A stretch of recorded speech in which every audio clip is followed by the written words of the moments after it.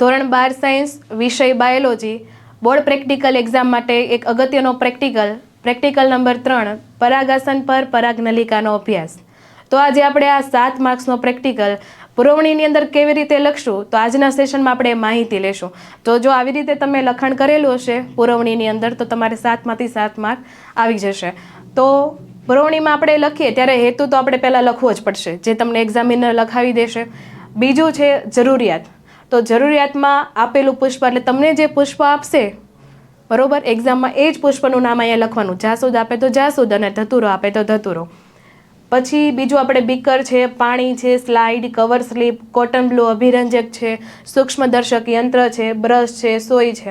તો આટલી બધી વસ્તુ છે, જેમ કે એક ડિસેક્શન બોક્સમાં આવી જાય તો એ લઈ જવાનું, પણ માઇક્રોસ્કોપ છે એ તમને સ્કૂલમાંથી મળી રહેશે. હવે નેક્સ્ટ આપણે જોવાનું છે કે અહીંયા પ્રાયોગિક કાર્યના 4 માર્ક્સ રહેશે. શા માટે? જો અહીંયા એક પહેલી વસ્તુ અવલોકન કોષ્ટક નથી આવતો. તો અવલોકન કોષ્ટક નથી આવતો એટલે આપણે જ્યારે સપ્લિમેન્ટરીમાં લખાણ કરીએ જે પણ કરીએ ને એમાં થોડુંક વધારે ધ્યાન રાખવાનું, કારણ કે માર્ક્સ છે 4, પ્રાયોગિક કાર્ય છે. મેં તમને કીધું એમ પ્રાયોગિક કાર્ય એટલે શું કે તમને જે પુષ્પ આપશે એ પુષ્પનો પરાગાસનનો તમે ભાગ લેશો અને પછી એમાં કોટન બ્લુ અભિરંજક નાખીને તમે જે સ્લાઇડ પ્રિપેર કરશો એ પ્રિપેર કરેલી સ્લાઇડ તમારો એક્ઝામિનર જોશે, માઇક્રોસ્કોપમાં કેવું દેખાશે અને એ પ્રમાણે તમારા માર્ક્સ મૂકશે. એટલે તમારું જેવું વર્ક હશે એ પ્રમાણે માર્ક્સ હશે. હવે જ્યારે આ વસ્તુ પુરવણીમાં લખવાની થાય ત્યારે આપણે અહીંયા મેં તમને કીધું એ રીતે કે જે અવલોકનમાં આ રીતે તમારે પુરવણીમાં લખવાનું રહેશે કે પરાગાસન તથા પરાગવાહિનીઓ પેશીઓમાંથી પસાર થતી લાંબી વાદળી રંગની નળાકાર તમને રચના જોવા મળે છે. એટલે જે વસ્તુ તમને સ્લાઇડમાં જોવા મળે છે એ જ તમારે અહીંયા અવલોકનમાં લખવાનું.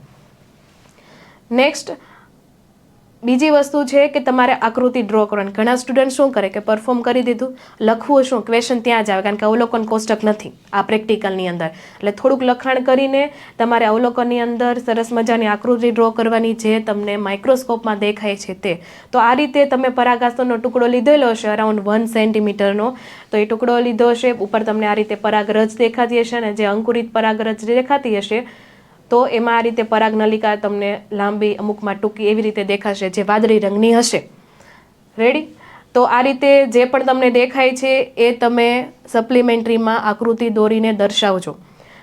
હવે અહીંયા શું થશે કે જે તમારા 4 માર્ક્સ છે એ આટલાની અંદર જ આવી જશે કે તમારું પ્રાયોગિક કાર્ય, તમારું લખાણ અને આ અવલોકન તમે 10x જોઈ રહ્યા છો તો નીચે લખવાનું કે ભાઈ આ 10xનું અવલોકન છે.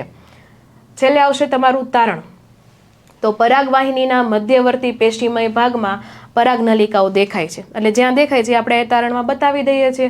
અને વાદળી રંગની પરાગનલિકાઓ દેખાય છે, ઘણી બધી પરાગનલિકાઓ દેખાય છે. તો એ આપણે માહિતી લખવાની રહેશે.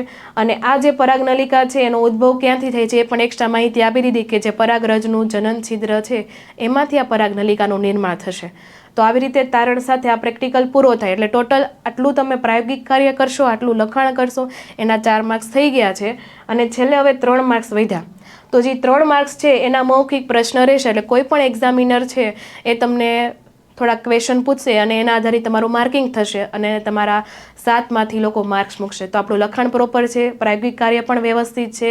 તો અને આવી રીતે આપણે પુરવણીમાં પણ લખેલું છે તો તમારા 7માંથી 7 માર્ક્સ ચોક્કસ આવી જશે. તો વિદ્યાર્થી મિત્રો આજનો આ સેશન જો તમને ગમ્યો હોય તો વિડીયોને લાઈક જરૂર કરી દેજો.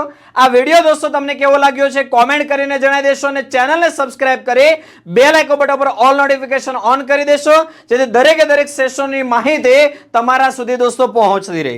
વિદ્યાર્થી મિત્રો નીટ 2024 માટેનો ક્રેશ કોર્સ આપણો શરૂ થવા જઈ રહ્યો છે.